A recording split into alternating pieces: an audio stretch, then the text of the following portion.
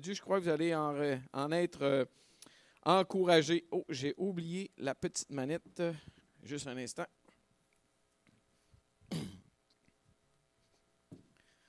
Donc,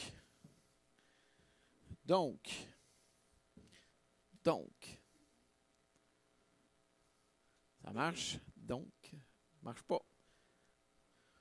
Tu l'avanceras la première partie, Fred. Ce matin, ce que j'aimerais vous inviter à tourner, c'est dans 1 Jean chapitre 2, versets 7 à 11. La marche du vrai croyant en Jésus. Connaître Dieu, c'est lui obéir. C'est marcher dans ses commandements. On va aller lire ces passages-là de la parole de Dieu ce matin, puis on va en donner quelques explications tout le monde ensemble. Donc, je vous invite vraiment à tourner. Je ne vais pas mettre ces passages-là à l'écran parce que je vous encourage à ouvrir votre Bible et à suivre pour vous-même ces passages dans la parole de Dieu. En fait, je vais tricher un peu. Je vais commencer à lire au verset 3. La semaine passée, on avait regardé les versets 1 à 6. Et je vais recommencer au verset 3 parce que je crois que ça fait un beau lien. Donc, 1 Jean 2, 3, on y lit « Si nous gardons ses commandements, par là, nous savons que nous l'avons connu. Celui qui dit « Je l'ai connu » et qui ne garde pas ses commandements est un menteur. Et la vérité n'est point en lui. Vous allez remarquer en passant que Jean est l'apôtre du noir et blanc. Les nuances de gris n'existent pas tellement beaucoup avec Jean. Juste le bout de texte que je viens de lire, c'est assez clair. Celui qui dit « Je l'ai connu » et qui ne garde pas ses commandements est un menteur. C'est clair. C'est pas qu'il n'a pas compris des choses. Non, non, c'est un menteur.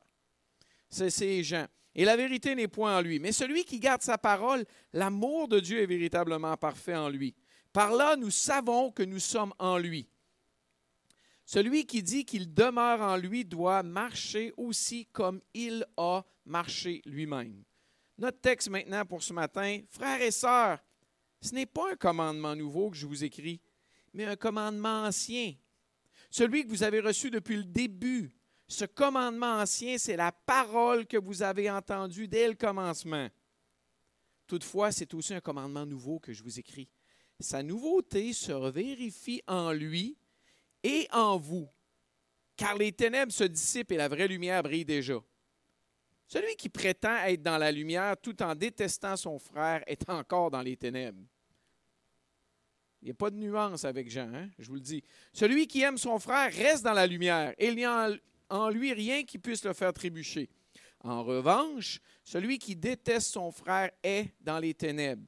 Il marche dans les ténèbres sans savoir où il va parce que les ténèbres ont aveuglé ses yeux. Père éternel, je veux simplement te demander ce matin que tu ouvres nos cœurs, nos yeux, notre entendement à ce texte de ta parole que tu as jugé bon de nous laisser via l'apôtre Jean. Seigneur, aide-nous à le comprendre et surtout à l'appliquer à chacune de nos vies maintenant, aujourd'hui même, car on te le demande au nom de Jésus. Amen. Je dois vous avouer que moi, je suis quand j'étudie la parole de Dieu, j'aime ça faire un plan du texte. J'ai lu et relu 1 Jean, et Jean est typiquement hébreu et il est dur à suivre. C'est un auteur que j'appelle un auteur qui écrit de façon circulaire. Les sujets partent et reviennent, et partent, ils reviennent. Il oublie un bout, puis là, il recommence. Il redit un autre petit détail sur le premier sujet qui a fait la manchette juste avant. Donc, il est des fois un petit peu difficile à suivre sa logique même. Il n'est pas tout à fait comme Paul, là, où il va du point A au point B, au point C, au point D, au point E. Là. Jean est assez différent dans sa façon d'exposer le texte, de nous partager. Mais c'est une bonne façon d'apprendre. Vous savez peut-être, mais moi, je suis un ancien enseignant de mathématiques. Et lorsque je commençais ma carrière de prof de maths, on devait choisir entre 2 manuels scolaires. 2 nouveaux manuels scolaires. Et il y avait justement une nouvelle approche que les nouveaux bons pédagogues disaient qu'il faut prendre, c'est d'y aller justement par répétition, de façon circulaire. Tu enseignes un petit bout, puis après ça, tu vas à d'autres choses. Puis un petit peu plus tard, tu reviens afin que les élèves ne mettent pas de côté tout ce qu'ils ont appris au début. Constamment revenir. Et Jean est souvent comme ça. Donc, ce que je veux faire ce matin, je veux simplement exposer chaque verset mot par mot le plus possible, tout en les connectant un petit peu aux autres. La première partie que j'aimerais regarder, c'est la marche du croyant en Jésus, c'est-à-dire les premiers versets 7 et 8, un nouveau commandement. Frères et sœurs, d'autres traductions vont dire amis très chers, d'autres traductions vont mettre quelque chose comme bien-aimés ou frères et sœurs. Bref, Jean parle à des croyants. Ou du moins à des gens qui se disent croyants. Jean, il parle aux gens d'une église. C'est ce qu'il veut faire. La question à se poser, c'est comment ce verset est lié à son contexte. En fait, les versets 7 et 8, au début, c'est un verset de transition. Il est en train de relier les versets 3, 4, 5, 6, c'est pour ça que je les ai relus, au verset 9 à 11. Et je ne sais pas si vous avez remarqué, mais il y a un mot qui revenait souvent dans la lecture. Je ne sais pas, avez-vous remarqué un mot qui est revenu tout de même à quelques reprises? Moi, je l'ai compté 6 fois. Oui? Commandement, super. Il y a un jeune qui a écouté, c'est excellent. Moi, quand je lis la Bible, là, j'ai des crayons de couleur. En fait, d'habitude, j'ai 6 crayons de couleur, plus un stylo avec 4 couleurs, plus un crayon plomb. Ma lecture de mon texte ce matin ressemble à ça, là. À l'écran, là. J'ai encerclé les mots qui revenaient souvent d'une certaine façon. J'en ai coloré d'autres, des expressions. Et là, tout d'un coup, le texte prend vie devant vous. En fait, ce qu'il est en train de faire, il est en train de nous parler de ce fameux idée de commandement, puis il va introduire un test pour marcher dans la lumière. Et ce test pour marcher dans la lumière, c'est l'amour qu'on va avoir pour nos frères et nos sœurs, les gens qui nous entourent, bref. Et là, le fameux mot commandement. Fameux mot commandement. Je te commande d'avancer, OK? Non, ça ne marche pas. Je ne suis pas assez puissant. Ça serait supposé avancer, Fred, mais ça ne marche pas. Mais gars, fais-moi apparaître le mot commandement. Le mot commandement revient 12 fois dans 1 Jean. 6 fois dans le petit bout de texte qu'on a lu. C'est quoi un commandement? Bien souvent, si je dis le mot commandement, on va penser au 10 commandements de l'Ancien Testament. En fait, c'est un mot qui veut dire quoi au juste? Bien, c'est un mot qu'on utilise souvent dans l'armée. Excusez-moi, mais c'est un ordre. Si quelqu'un commande à quelqu'un d'autre, normalement, c'est pas je te commande de faire ça, c'est pas facultatif. Il doit avoir une autorité pour le dire. Mais c'est quelque chose qui n'est pas, hey, c'est pas une option. Hey, je te commande si ça te tente bien. Non, non, il n'y a rien de commandé si je dis ça. Je te commande, c'est ce que Dieu demande aux gens de faire. C'est un ordre, une directive, une instruction qu'on doit impérativement suivre, car elle nous vient de notre autorité. La question à se poser, c'est quel commandement? De quoi il parle? Dans les versets 3 à 6, il a été évoqué en tant que commandement de Jésus lui-même. Peut-être vous allez dire, ouais, mais au début, là, c'est commandement au pluriel, puis après ça, ça vient commandement au singulier. Ce n'est pas un indice de près ce que j'ai pu lire, les commentateurs, ce n'est pas quelque chose qui est significatif, au contraire. La plupart des gens vont se référer à un commandement que Jésus a lui-même donné. Et c'est intéressant parce que dans ma lecture personnelle, j'étais dans l'Évangile de Jean dernièrement. Je suis encore dans l'Évangile de Jean. Et chapitre 13, verset 34-35, que j'ai mis à l'écran, s'il veut bien apparaître. Je vous donne un commandement nouveau. Oh, ça sonne-tu un petit peu comme Jean vient de nous parler? Aimez-vous les uns les autres comme je vous ai aimé. Vous aussi, aimez-vous les uns les autres. C'est à cela que tous reconnaîtront que vous êtes mes disciples, si vous avez de l'amour les uns pour les autres.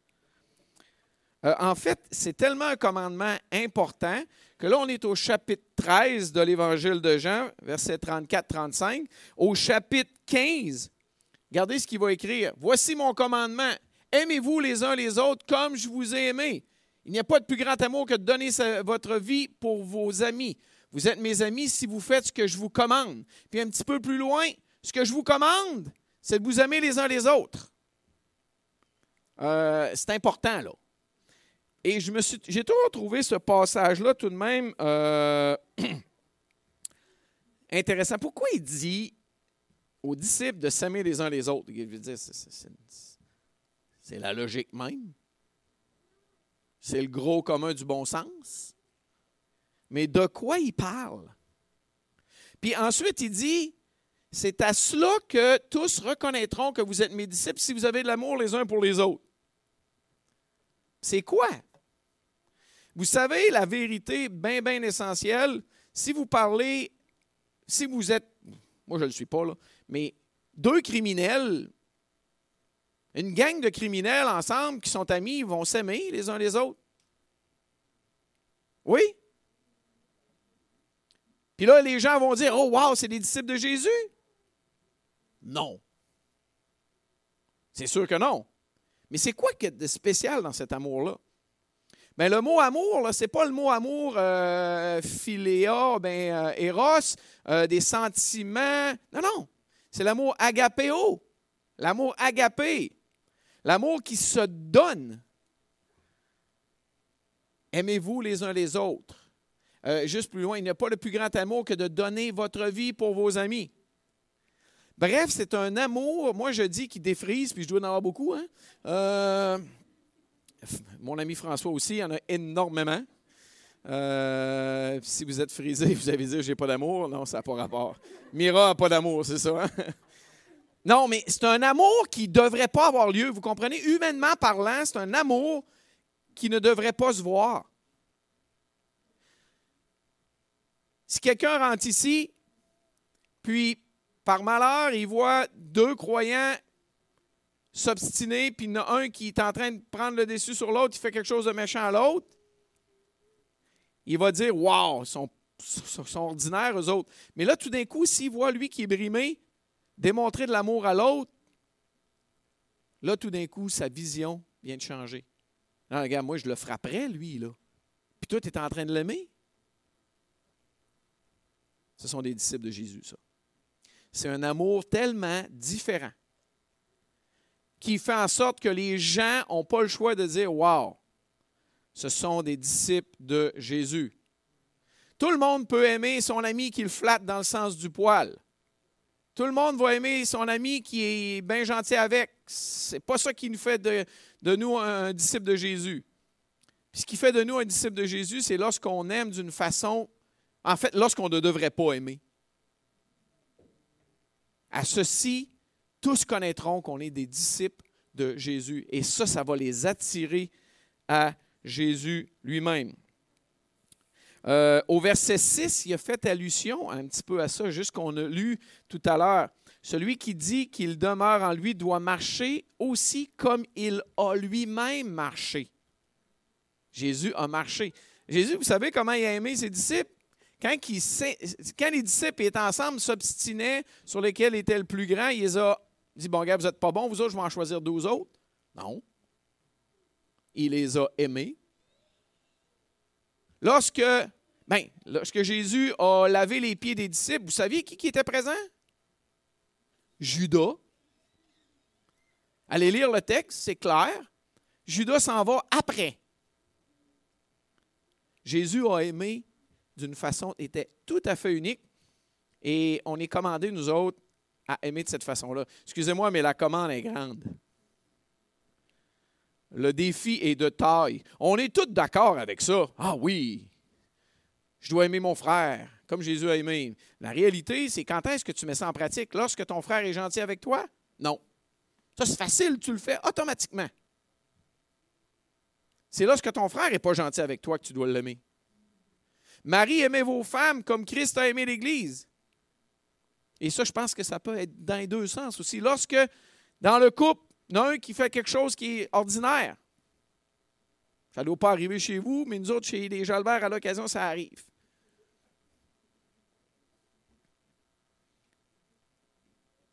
Il faut que j'aime mon épouse lorsqu'elle n'est pas aimable avec moi. Puis elle, il faut qu'elle m'aime lorsque je ne suis pas aimable avec elle. Et vous savez, ça arrive quasiment à tous les jours. Pas tous les jours, là. Mais il y a des petites occasions comme ça. Hier, j'étais une mauvaise humeur, qui n'avait pas bien été. Yannick, elle m'a laissé faire. Elle m'a aimé. Elle n'a pas dit « Tu m'aimes plus, je t'aime plus, Martin ». Non, non, elle m'a aimé. Ça, c'est le véritable amour qu'on est commandé de faire comme Jésus nous a lui-même aimés. Donc, on regarde maintenant un commandement. Comment est-ce un commandement ancien? Parce que le texte nous dit que c'est un commandement ancien. Il est ancien de quelque façon. Parce qu'on l'a vu, ce n'est pas un commandement nouveau que je vous dis, mais un commandement ancien. Il est ancien parce qu'il remonte à l'enseignement de Jésus, puis Jean a écrit ce texte-là, on n'est pas sûr. Les commentateurs regardent les indices historiques, peut-être dans les années 60-65, peut-être dans les années 90. Donc, il y a tout de même une, voire deux générations qui ont passé. Je veux dire, même nous autres, là, ce qui s'est passé il y a 30 ans, est-ce que vous vous en souvenez de beaucoup de choses? Les choses ont passé. En ce sens-là, c'est un commandement qui est ancien. Puis même la phrase « depuis le début » signifie le début de leur vie chrétienne. Il est aussi ancien alors qu'il remonte à l'Ancien Testament. Vous savez, aime ton prochain comme toi-même. Excusez, mais ce n'est pas Jésus qui a inventé ça. Lévitique, à date tout de même de quelques années avant Jésus. Tu ne te vengeras pas et tu ne garderas pas de rancune contre les membres de ton peuple. Tu aimeras ton prochain comme toi-même. Je suis l'Éternel. Quand je vois la première partie, là, c'est supposé allumer, ça. Hein, non, ça va bien mal le matin. Tu ne te vengeras pas et tu ne garderas pas de rancune contre les membres de ton peuple. C'est aimer de façon sacrificielle, ça. Lorsque l'autre a été méchant avec toi, c'est exactement l'enseignement de Jésus. Tu aimeras ton prochain comme toi-même. C'est pas nouveau. C'était dans la loi de Dieu, clairement écrit. Jésus va parler de ça quand un des responsables religieux va venir le voir et va lui dire, c'est quoi le plus grand commandement? Jésus va lui dire, tu aimeras le Seigneur ton Dieu de tout ton cœur, de toute ton âme, de toute ta force. Puis il dit, ça c'est le plus grand. Et le deuxième qui lui est semblable, c'est quoi? Voici le deuxième. Tu aimeras ton prochain comme toi-même. Puis là, il va ajouter dans Matthieu, de ces deux commandements dépendent toute la loi et les prophètes. Donc, si tu veux être sûr de faire tous les commandements, ce n'est pas dur. Aime Dieu, aime ton prochain comme toi-même. Jésus lui-même nous dit que tu es en train d'accomplir toute la loi. Donc, quel commandement il parle? Bien, regardez, c'est assez simple et clair qu'est-ce qui a été écrit. Et même au verset 7, à la fin, que vous avez reçu depuis le début. En fait, c'est le message de l'Évangile qui leur avait été annoncé, la bonne nouvelle. Ce message contenait le commandement de Jésus d'aimer. L'essence de l'Évangile, c'est l'amour. Et je sais que des fois, on est quasiment rendu un petit peu allergique à ça parce que des gens ont juste dit ah, l'amour, c'est un peu vide de sens. Mais quel amour? C'est l'amour que Jésus a eu, que Dieu a eu envers nous.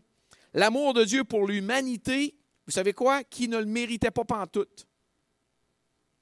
Je pense tout le temps à ce fameux beau verset dans Romains. À peine mourrait-on pour un juste. Quelqu'un peut-être mourrait pour un homme de bien. Mais Dieu prouve son amour envers nous en ce que lorsque nous étions encore des pécheurs, Christ est mort pour nous. Ça, c'est de l'amour. Vous voulez savoir c'est quoi? C'est ça le véritable amour. Donc, un commandement ancien, oui, qui avait été dit il y a très, très longtemps.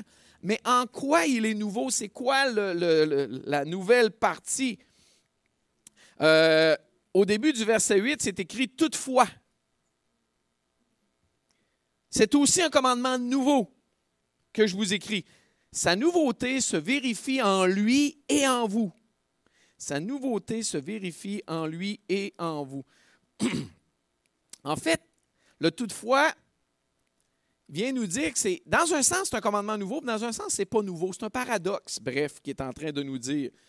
En quoi le commandement est-il nouveau? Jésus a donné une nouvelle signification au commandement de l'Ancien Testament. Il est nouveau car il a réalisé d'une manière qui n'avait pas été réalisée auparavant. On doit aimer comment? Comme Christ a aimé. Le concept, L'idée n'est pas nouvelle. L'application, elle est nouvelle. Le commandement est appelé nouveau par Jésus qui nous a montré, quoi? Une nouvelle façon d'aimer, comme lui-même a aimé. Il y a d'autres passages dans le Nouveau Testament que Jésus a dit qu'il n'est pas en train d'enlever l'Ancien, il est en train de le spécifier, d'y donner une nouvelle portée, bref. Je vous lis un passage, mais je l'ai mis à l'écran, je crois. Oui. Vous avez appris qu'il a été dit, tu ne commettras pas d'adultère. Vrai? Jésus va y aller une coche plus loin. Il dit, mais moi je vous dis, tout homme qui regarde une femme pour la convoiter a déjà commis un adultère avec elle dans son cœur. Es-tu en train de dire que tu peux commettre l'adultère, mais dans ton cœur, non, c'est pas correct? Non, non. Il va une coche plus loin. Il demande toute la vraie portée, le cœur. Bref, Jésus ne change pas le sens de l'Ancien Testament. Il lui donne une plus grande portée qui touche l'essence de notre cœur et surtout de notre communion avec Dieu. On dit tous qu'on ne veut pas suivre une religion. Amen. On veut avoir une relation avec Dieu. Mais ça, c'est une relation avec Dieu. Je discutais avec mon épouse hier, puis une collègue de travail qui a un copain pas au Texas, en Alabama. Puis elle nous racontait là-bas, ce qui est dur de partager l'Évangile, c'est que tout le monde se dit croyant. Mais ils sortent de l'église, puis ils s'en vont se promener dans un parc, puis ils vont fumer du pot. Il n'y a rien qui paraît dans leur vie. Ça parle tout croche, mais ils vont à l'église. Ah oui, Jésus, je le connais. Mais ça, c'est là la distinction. Ce n'est pas dans le cœur. C'est des beaux actes religieux, même des paroles que l'on connaît, mais la réalité, elle n'est pas là, dans le cœur lui-même. Bref, au verset 8, à la fin, il dit « Sa nouveauté se vérifie en lui et en vous. » En lui? En lui? C'est qui en lui? En Jésus. Certaines traductions vont même le mettre ainsi. En fait, je vous lis français courant. « Pourtant, c'est un commandement nouveau que je vous écris, dont la vérité se manifeste en Christ et en vous aussi. » La vérité, ce nouveau commandement se vérifie dans la vie de Christ et du croyant. Et je vous dis, frères et sœurs, on a besoin de la vie de Christ. On a besoin de l'aide de Christ pour aimer comme il veut qu'on aime. Parce que sans l'aide de Christ, quelqu'un qui nous frappe, vous savez ce qui va se passer? C'est ça, le coup de poing, il repart aussi vite qu'il est arrivé. Là. Ça, c'est notre nature humaine.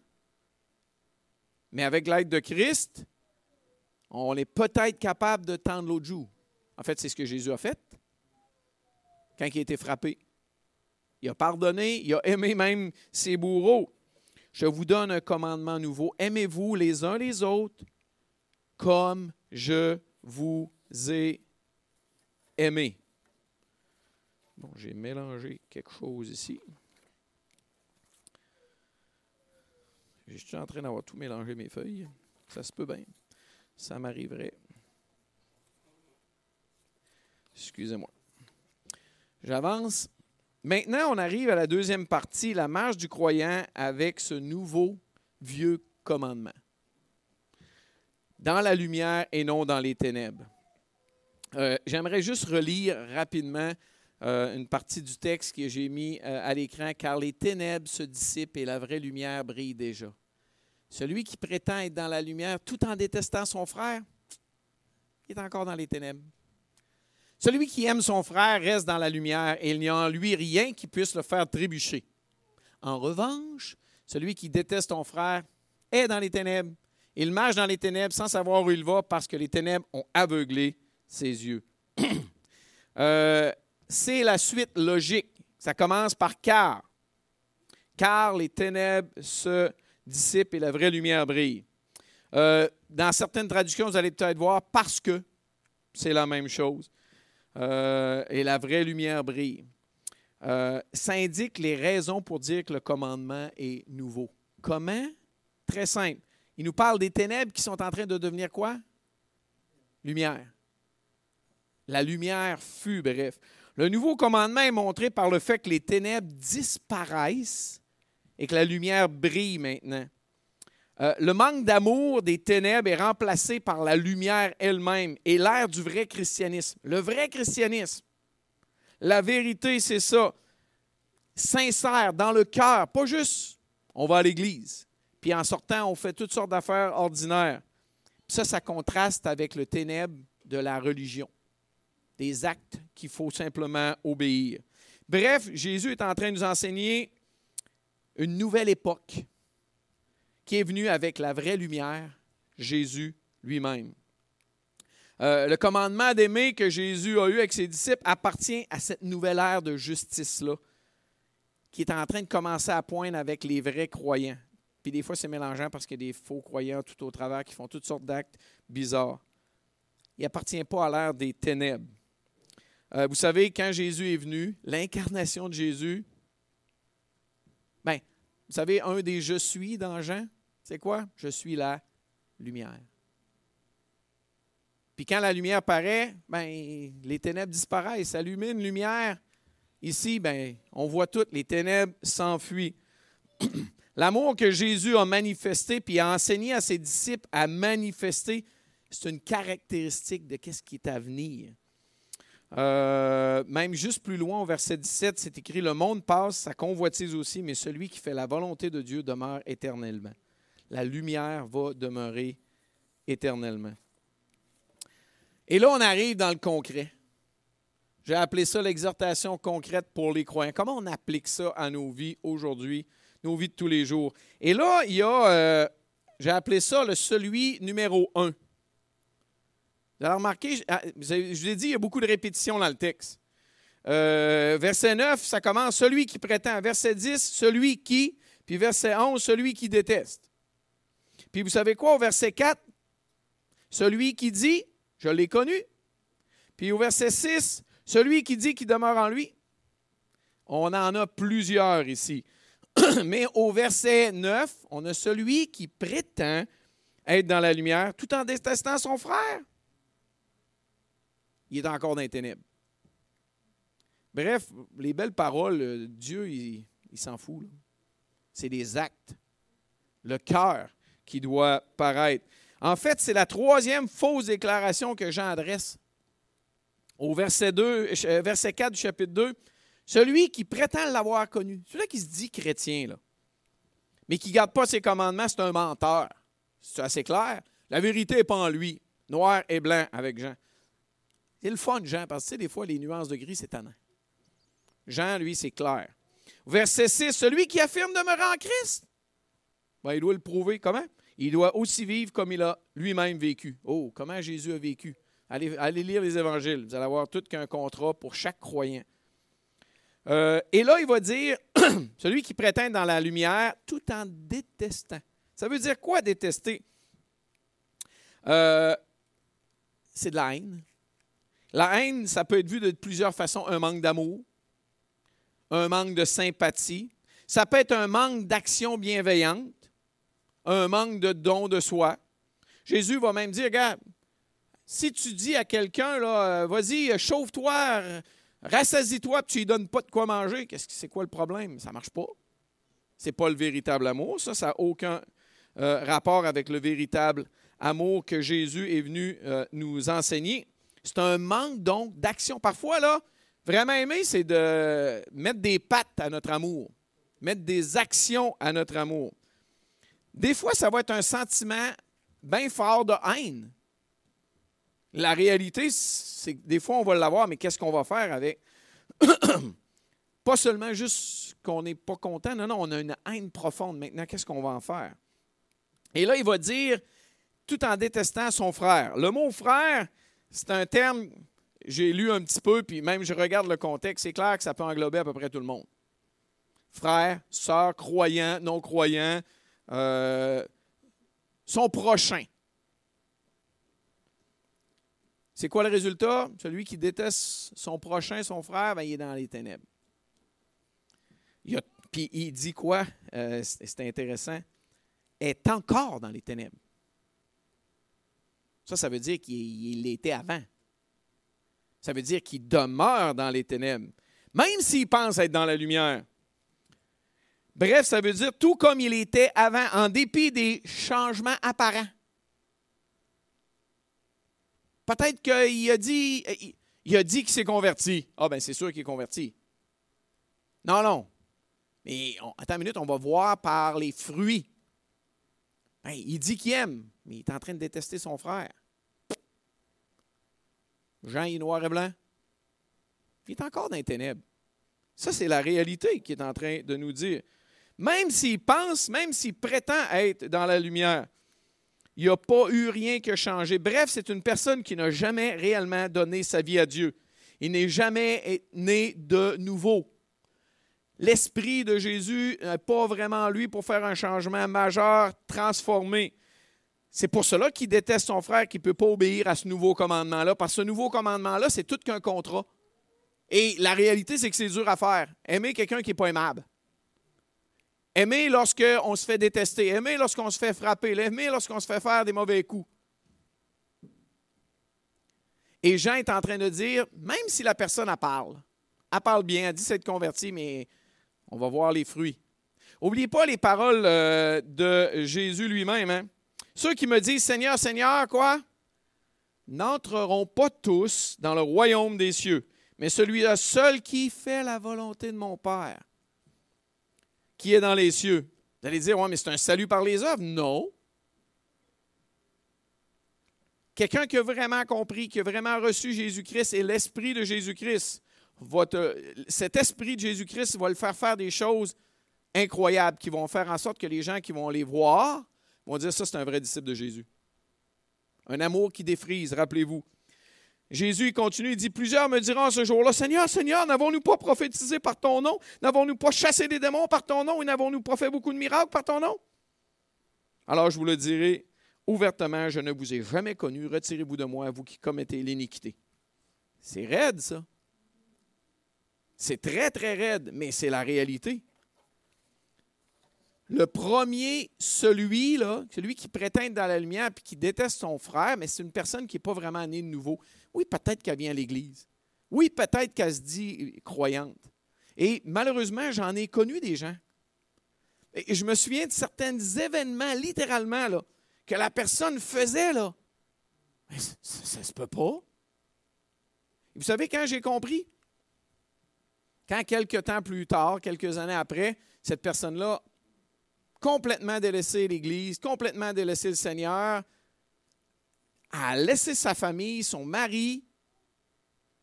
Et là, j'ai compris. Ah! Elle n'avait jamais compris l'Évangile. Ah oui, elle allait à l'Église, elle avait des belles paroles. Vous savez quoi? Elle était même impliquée dans un ministère chrétien. Elle faisait du bénévolat. Mais cette personne-là n'était pas sincère. L'Esprit de Jésus n'avait jamais fait une régénération dans son cœur. Et pourquoi je dis ça? Mais on doit tous se poser des questions. Est-ce que j'ai vraiment eu une régénération en mon cœur? Est-ce que l'Esprit de Jésus est venu travailler en moi qui va faire en sorte que je suis capable d'aimer quelqu'un qui est méchant avec moi? Et c'est une excellente question à se poser. Le deuxième, celui au verset 10, il va en contraste avec le verset 9. Celui qui aime son frère reste dans la lumière. Il n'y a en lui rien qui puisse le faire trébucher. Ce verset, cette personne, celui qui aime son frère, est en contraste avec les deux autres, au verset 9 et au verset 11, qui détestent leur frère. Et le mot « aime », évidemment, devinez c'est quel le mot en grec? C'est le mot « agapé », « agapéo », l'amour qui se donne, l'amour qui aime quelqu'un qui est criminel, quelqu'un qui est détestable. Celui-là, qui aime son frère, reste dans la lumière. Ça signifie qu'il maintient sa relation, peu importe ce qui arrive, peu importe les événements difficiles qu'on vit, sa relation avec son Dieu reste constante, habituelle, permanente. Avec qui? Avec la lumière. Ça signifie que cette personne-là ne va pas aller jouer dans les ténèbres, dans les choses de ce monde. Je pense à Romains 12,2, ne vous conformez pas au siècle présent, mais soyez transformés par le renouvellement de l'intelligence, afin que vous discerniez quelle est la volonté de Dieu, ce qui est bon, agréable et parfait. Comment on fait pour faire ça? Il faut que l'Esprit de Dieu travaille en nous autres. Et on doit maintenir notre relation avec la lumière. Et en maintenant notre relation avec la lumière, il va nous accorder de discerner sa volonté. Et sa volonté n'est pas pire, correcte. Non, bonne, agréable et parfaite. Et on la veut tous, cette volonté-là. Et ensuite, il termine, il dit, il n'y aura rien pour le faire trébucher. D'autres traductions disent, il ne risque pas de tomber dans le péché. D'autres traductions disent, il n'y a point en lui d'occasion de chute. Ça signifie, il n'y a rien en lui qui va le faire pécher. Il n'y a rien en lui qui va le faire pécher contre quelqu'un d'autre même. Il n'y a rien en lui qui fera en sorte que les autres soient même offensés. Ça, c'est celui qui aime réellement son frère, qui est dans la lumière et pas dans les ténèbres. Et le dernier, malheureusement, c'est un autre négatif. Le verset 10, c'est le positif, mais le verset 9 et 10 et 11. En revanche, celui qui déteste son frère, il revient avec le même contexte de détester son frère. En revanche, ou il y en a d'autres traductions qui vont dire « mais », ça revient à la même chose. Quel est le lien entre être dans les ténèbres et marcher dans les ténèbres? Puis là, c'est ce qu'il va mentionner là, au verset 11. En revanche, celui qui déteste son frère est dans les ténèbres, il marche dans les ténèbres. C'est quoi le lien? Être dans les ténèbres fait référence à l'état de la personne, il n'est pas régénéré. Marcher dans les ténèbres fait référence aux actes elles-mêmes, sans savoir où il va. Mais oui, c'est sûr, l'image, n'oubliez pas, c'est une illustration, là. Revenez ici ce soir à minuit, fermez toutes les lumières, passez de vous promener. Vous ne savez pas ce que vous allez. On dépend de la lumière. J'ai déjà été pris, je vais déjà raconter peut-être même, j'ai déjà été pris en forêt. On devait arriver à un endroit pour coucher vers 8h, 8h30. On est arrivé à 11h30 le soir. Je vous garantis une chose. On était très, très dépendants de nos petites lampes de poche. Et même, on avait prévu le coup, on avait emmené des batteries de rechange. Et on en a eu besoin. Parce que ce n'était pas à l'époque des lampes à Dell, là. Ça consommait plus d'énergie. Puis à un moment donné, on ne voyait plus rien. Et on fermait les flashlights. Oublie ça, tu n'étais pas capable de faire 5 pieds. On ne voyait absolument rien. Et ça, c'est l'image qui veut nous dire ici. Si on est dans les ténèbres, on ne sait pas où est-ce qu'on s'en va. Parce que les ténèbres ont aveuglé nos yeux. Parfois, ces personnes-là qui marchent dans les ténèbres agissent de façon égoïste sans avoir pour objectif d'aimer leurs frères. C'est la réalité. Souvent, même ces personnes-là ignorent qu'elles vont dans l'obscurité totale. Et on pourrait même dire vers l'enfer, vers une séparation de Dieu pour l'éternité. C'est une personne qui vit dans l'obscurité depuis longtemps, puis dans un sens, l'obscurité l'a rendu aveugle. Ses yeux ne peuvent même plus distinguer la réalité, la lumière, la vérité. Bref, vivre dans les ténèbres, ça nous rend aveugles spirituellement. Comment on applique ça, tout ça à nos vies aujourd'hui? Vous savez quoi? Jésus nous a donné un commandement nouveau de s'aimer les uns les autres, et je vais ajouter la phrase importante, comme lui nous a aimés. Ça, c'est la clé du succès. D'une façon quoi? Désintéressée. Même si l'autre ne mérite pas que je l'aime. Bref, comme Jésus. Et allez voir des exemples de la vie de Jésus. Il y en a une après l'autre, une après l'autre, une après l'autre. Jésus se fait clouer sur la croix. On le monte dans les airs et il dit quoi? Père, pardonne-leur, ils ne savent pas ce qu'ils font. Wow. Vous savez, quand Jésus dit « À ceci tous connaîtront que vous êtes mes disciples », Jésus nous a donné même un exemple sur la croix. Il y a quelqu'un qui a su que c'était un des disciples, bien, que Jésus était Dieu, dans sa façon d'aimer. C'est le centenier, Marc 15, 39, qui est en face de Jésus, voyant de quelle façon il avait rendu l'âme. Il dit quoi? « Assurément, cet homme était fils de Dieu. » C'est le genre d'amour-là qui fait en sorte que les gens vont reconnaître qui nous sommes vraiment. Frères et sœurs, si nous sommes vraiment des chrétiens nés de nouveau, des nouvelles créatures, Jésus, par son esprit, va nous donner la force, la capacité d'aimer comme ça. Si vous essayez de faire ça par vous-même, vous êtes voués à l'échec, c'est impossible. Chers amis qui nous écoutez peut-être de loin, ou même que vous êtes ici, si vous vous avez ce désir-là d'aimer de cette façon-là, vous devez donner votre vie à Jésus. L'Esprit de Jésus doit venir habiter en vous. Vous devez réaliser que vous êtes incapable de le faire par vous-même parce que vous êtes coupable devant Dieu, vous êtes pécheur. Votre nature vous rend incapable. Dieu doit faire un travail en vous pour vous donner une nouvelle nature, que vous deveniez une nouvelle création. Et la seule façon, c'est que vous confessiez vos péchés à ce Dieu 3 fois saint et que vous mettiez votre confiance dans le sang de Jésus qu'on a célébré il y a quelques instants, le corps de Jésus qu'on a célébré pour qu'il vienne vous transformer et vous rendre capable d'aimer de cette façon-là. Et je vous rappelle, cher ami qui est ici avec moi, et tout le monde, que c'est un commandement. Excusez-moi, mais ce n'est pas une option. C'est comme ça que Jésus nous demande d'agir. En fait, il nous ordonne d'agir parce que c'est un commandement.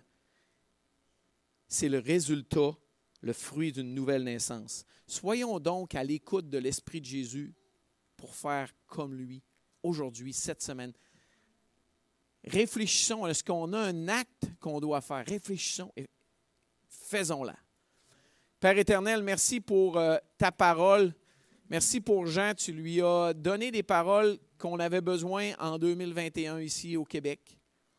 On veut te louer pour la profondeur, la richesse de ta parole. On veut te louer pour qu'est-ce que l'Esprit de Jésus peut faire dans la vie d'une personne, à l'image que Jésus lui-même a fait lorsqu'il a marché sur la planète Terre. Un amour qui a complètement chaviré tout le monde. Parce que ces gens-là ne méritaient pas d'être aimés, mais ton Fils Jésus les a aimés. Seigneur, on t'implore que tu nous donnes par ton esprit de faire comme Jésus. Que tu nous aides à voir les occasions et qu'on puisse le faire. Car on te le demande tout simplement au nom de Jésus-Christ. Amen.